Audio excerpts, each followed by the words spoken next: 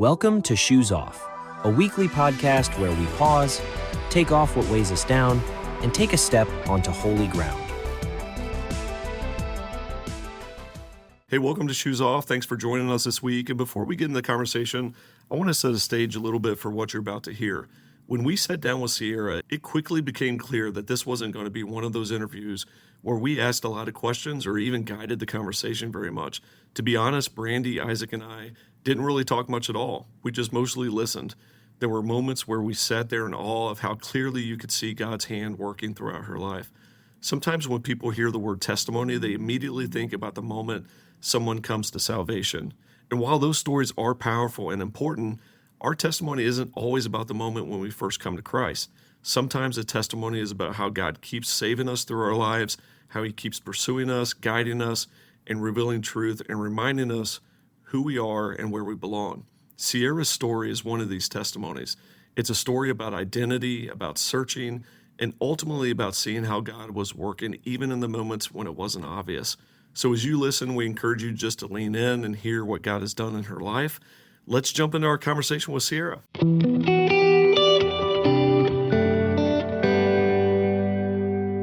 And today we have Cierra with us. Cierra, welcome. Thank you. It's nice to be here.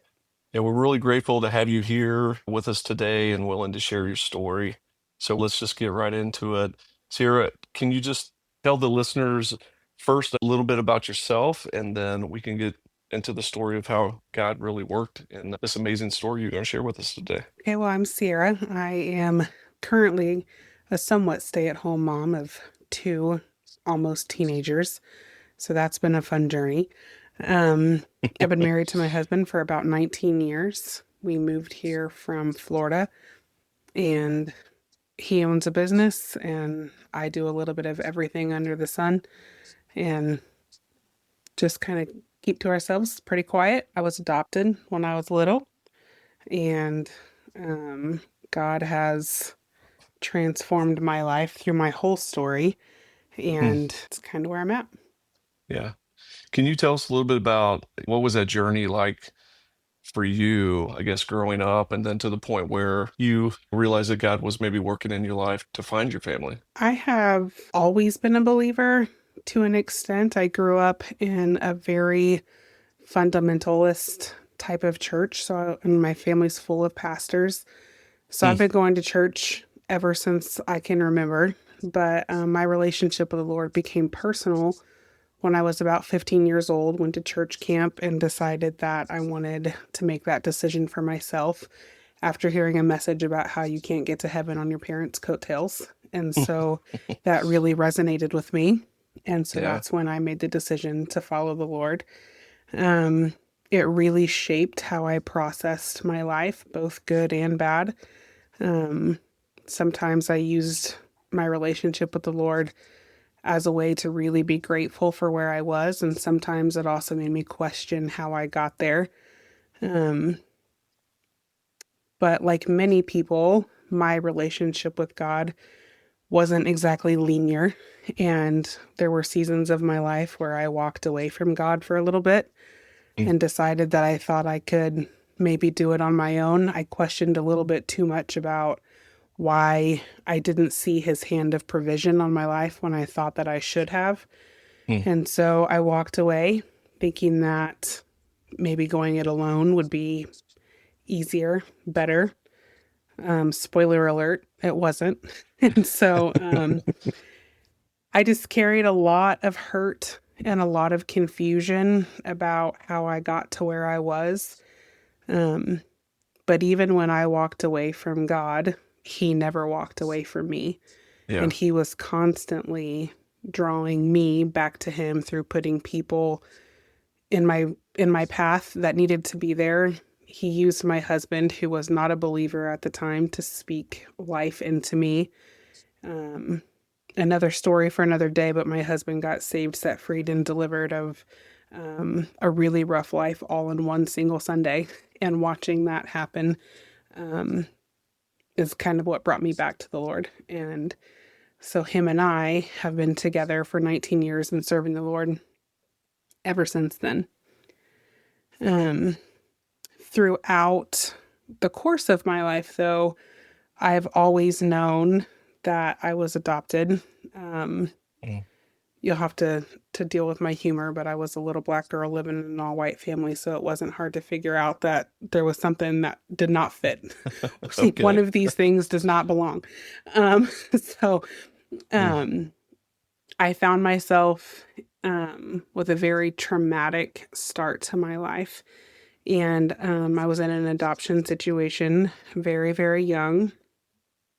Um, and those experiences, adoption as a whole, for anybody, I think, carries beauty and grief all at the same time. Um, on one hand, I'm incredibly grateful for the life that I was given and for the mom who raised me because she was my best friend. We were very, very close. Yeah. But adoption also means that there are pieces of your story that are missing. And for Hmm. my life, I knew that I had family out there somewhere, people that looked like me, shared my DNA, but they were just a big question mark. I didn't even have names, didn't have faces. I Wow. just knew that they existed somewhere in the world and their lives were unfolding parallel to mine. Um, that created a lot of emotions, good, bad, a lot of the why me questions, wondering why God allowed that to be my path and my Sure. story. Um, so my questions really never had answers. My mom set really firm boundaries about sharing information about my biological family. I Hmm. think a lot of that was to protect my heart, but I think it was also to protect our relationship. Mm. So I grew up without ever really knowing the details of where I came from. And that left a lot of emptiness in me.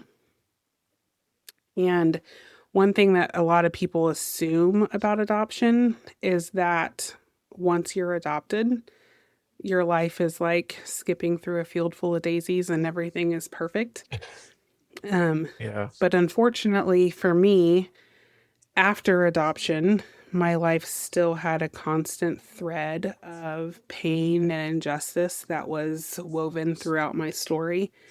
Mm. Um, while my relationship with my mom was really strong, the relationships with others in my family and in my household were extremely difficult and tumultuous. And there were many seasons of hurt and conflict and deep pain, um, things that shaped me forever, Mm.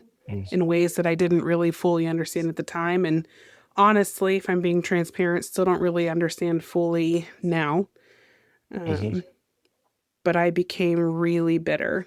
And that just kind of started to grow in my heart. And I felt like after such a traumatic start to my life that I should be given the picture perfect family. Like I was Yeah. entitled to that in some way. And so I was really bitter that that was not my story. And a Mm. lot of that bitterness really centered around my biological mother.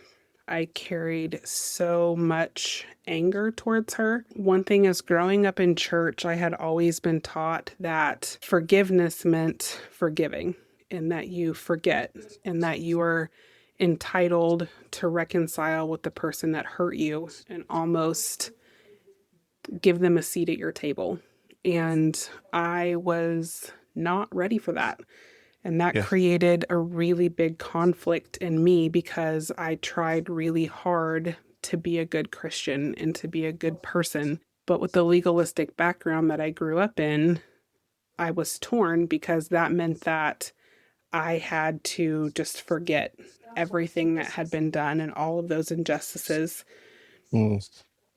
And forgiving her felt like the little girl in me that had walked through so much pain was letting her off the hook. And I was giving Mm. away all of the power that I had left. So instead of forgiving, I just stayed angry.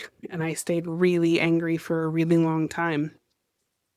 And I felt like I was fighting for justice for that little tiny version of myself that couldn't fight for herself.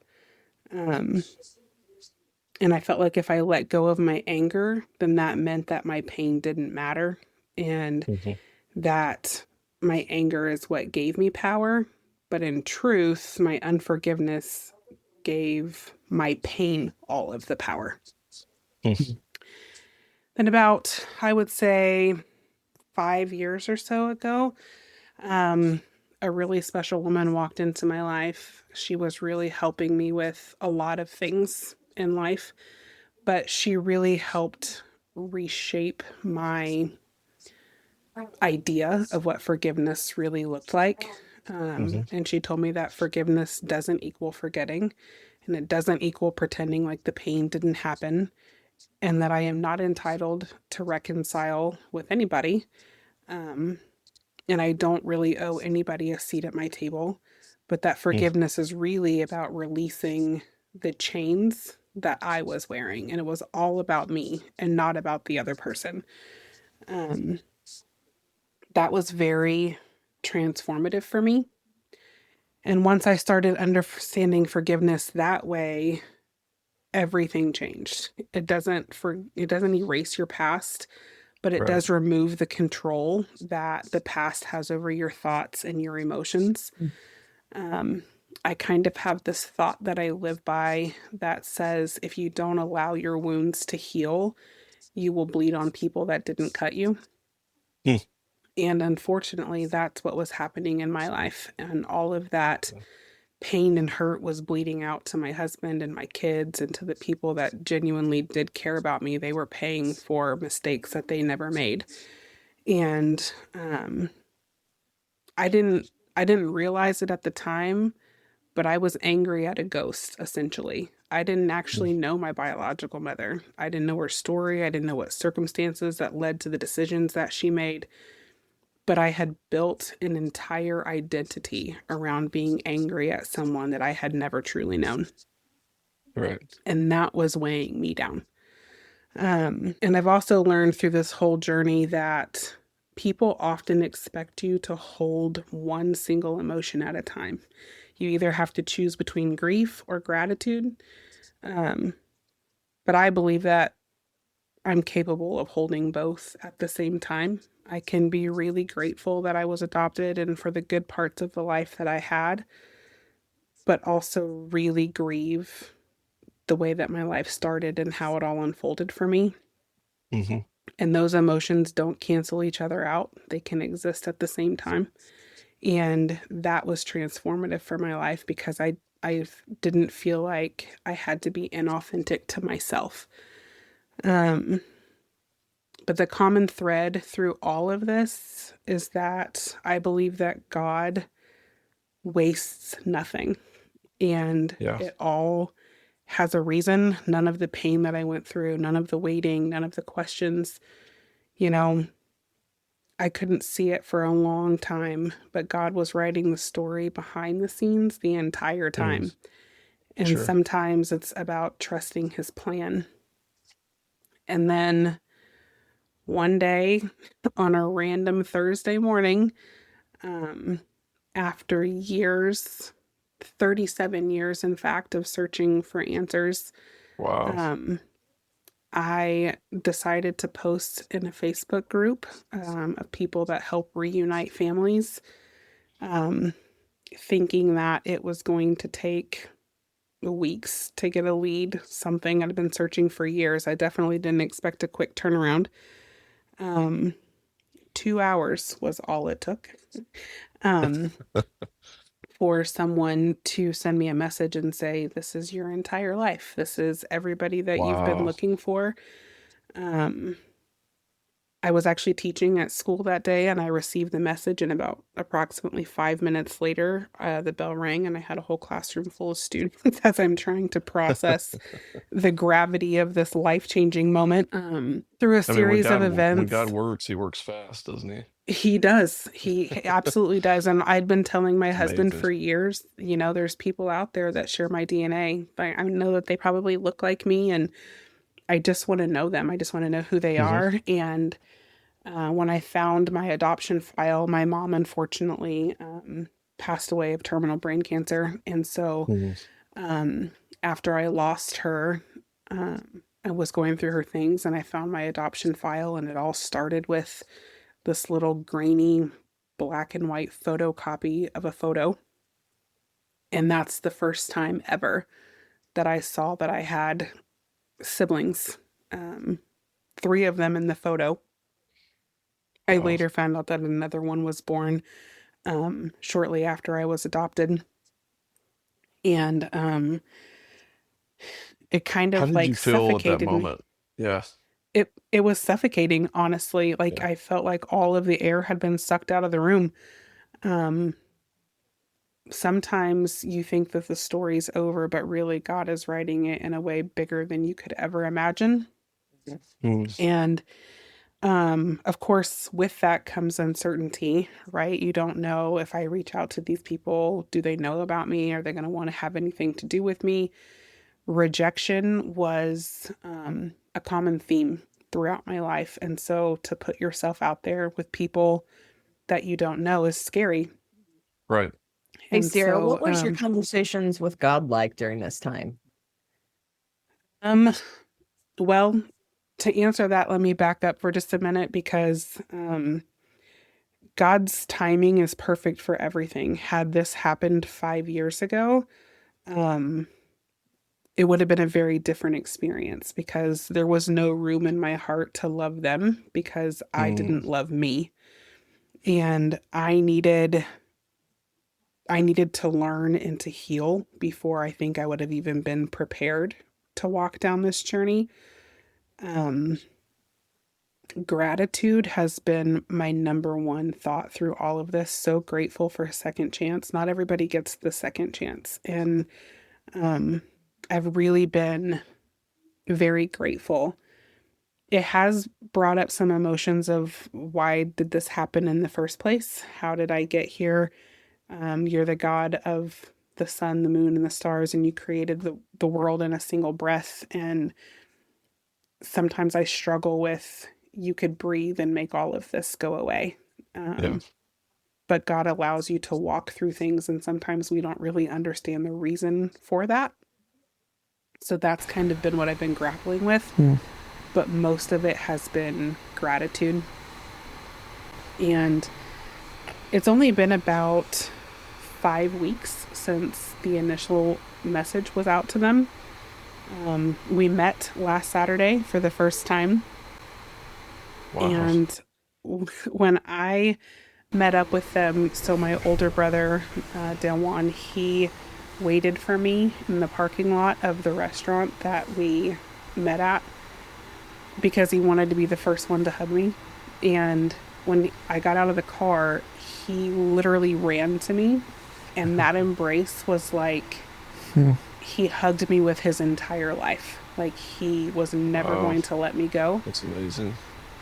And it seemed like in a single instant, that little girl was healed and just found a place. Like I was home. And it was only a few minutes after that that all of the other siblings started arriving. And so then Walter comes in, and then Tasha and Alicia, and like all of these questions that I had suddenly have faces.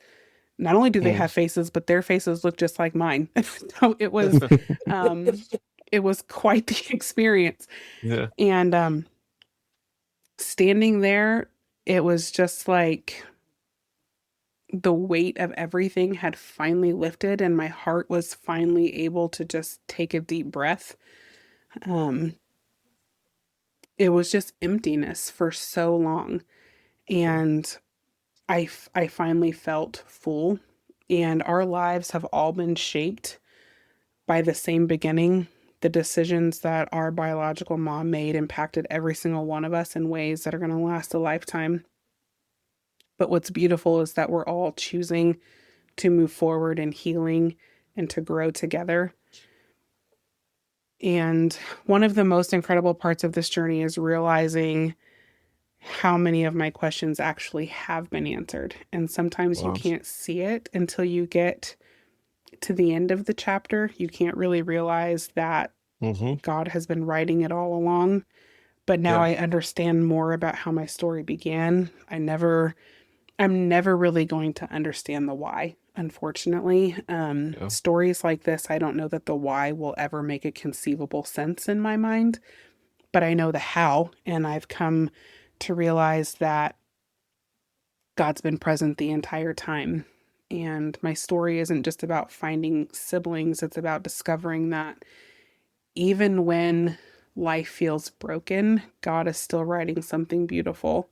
And sometimes the chapters that we thought were unfinished are simply waiting for the right moment to be revealed.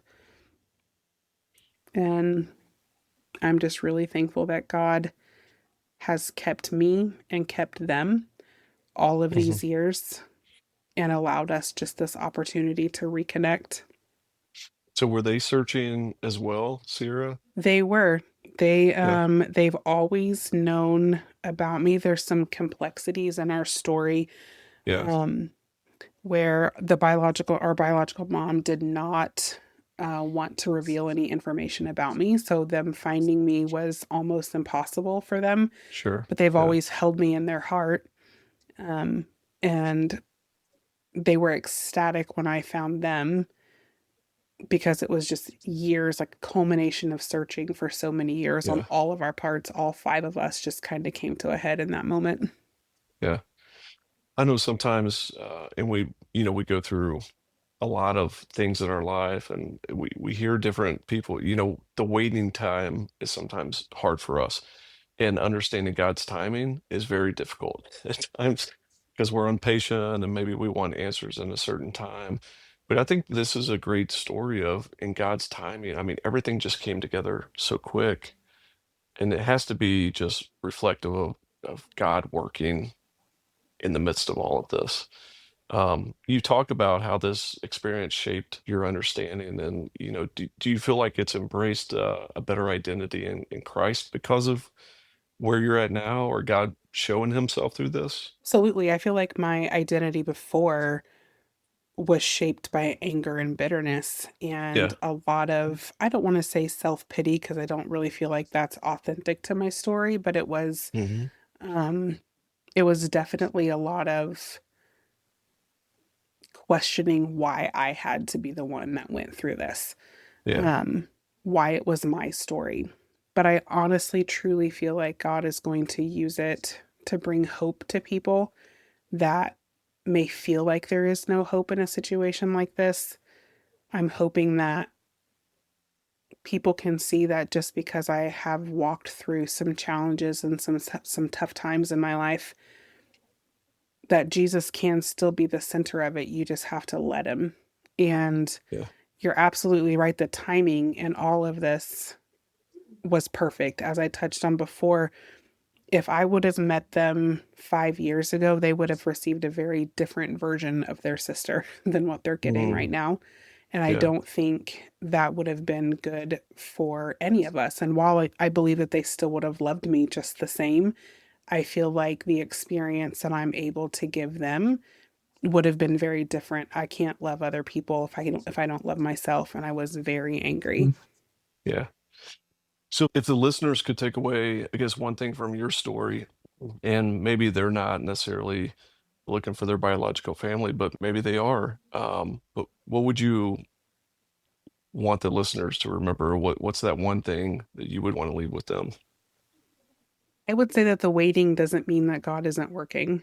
And Hmm. sometimes you can pray a prayer and you may think that they're falling on deaf ears and that he's not listening because you're not seeing movement. But sometimes the movement is happening in the background and you may not be able to Yeah. see it in the forefront, but just keep trusting his plan. Um, I would think that that would be the biggest takeaway. I had questions I thought would never be answered, but God was weaving together a story that none of us could have orchestrated. We only got here through the power of God. So if you're Mm, in a season of waiting, don't assume that the story is over. It's just still so good. unfolding. Yeah, Hey, Sarah, that's great. you said something that kind of resonated with me, and I think will resonate with a lot of the listeners that they have. Is you stated that your unforgiveness gave the pain a home. Hmm. And when do you think that during what part of this story do you think it really sat with you that the unforgiveness of the beginning of your life is what was prohibiting you from moving forward? Because I was so angry, people would ask me, "What do you think's holding you back from God?" And I would always say, "He had the power to stop it all, and he didn't." And this lady that helped me like reshape my idea of forgiveness, she said, do you know how much God could have been saving you from, even in the midst of all of that? So even though you walked through some trials and you walked through some challenges, you're still alive. You're still here. So you don't know what God protected you from. And that's when I kind of started to think I was so used to holding on to the chains of hatred that I almost didn't even know that I was going to realize who I was if I let them go. And my identity was so rooted in that anger that I almost became scared to refigure out who I was without all of that anger and bitterness. It had been a part of me for so long. So I think it was probably about 5 years ago when I finally was like, I cannot do this anymore. Like I could feel the weight of my hatred and my anger, and I didn't even have a face to put it to. It was just, she was like a figment of my imagination. Like I knew she existed, but there was nothing grounding that I could say, this is who I hate. I just hated the idea of her, and it wasn't worth it anymore. That amount of pain, it just wasn't worth it anymore. And when I finally surrendered it to God and I decided that it was no longer about what power she was or wasn't holding over me, is when I found true freedom and I felt like I could finally walk towards God without all of the baggage. That's so good. It's so good. I know after moving forward from that, realizing where the pain was coming from, and then having the ability to say, you don't necessarily get a seat at my table. What would you say to someone who is struggling with that thought and their relationships with somebody who maybe feels like that someone is owed a seat at the table, regardless of the hurt and the anguish that they're feeling internally? Someone's title in your life does not give them entitlement to your space. Protecting your peace at all costs is paramount. It doesn't matter what title she was given on my birth certificate. It doesn't matter what title she thinks that she holds in my life. Nobody is owed a front row seat to your life. Your loyalty isn't to anyone but to Jesus. And what is meant for you will never pass over you. I truly believe that. And I believe that some people cannot stand to see you be successful. They can't stand to see you flourish. And those are the people that are not for you. And I think about that song that we all sing in church that says, what is for you? Like when God is for you, what can be against you?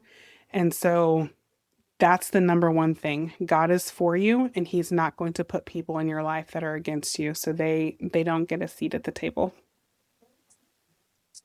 Can I just tell you, as your friend, how amazingly awesome it has been to see you on this journey and watch what God has done in your life and for you? I just knowing your adopted mother and knowing that story and the closeness of your relationship and the grief that you felt when she passed, to then give you the gift of these siblings has just been an amazing God story. And I'm so proud of you, friend.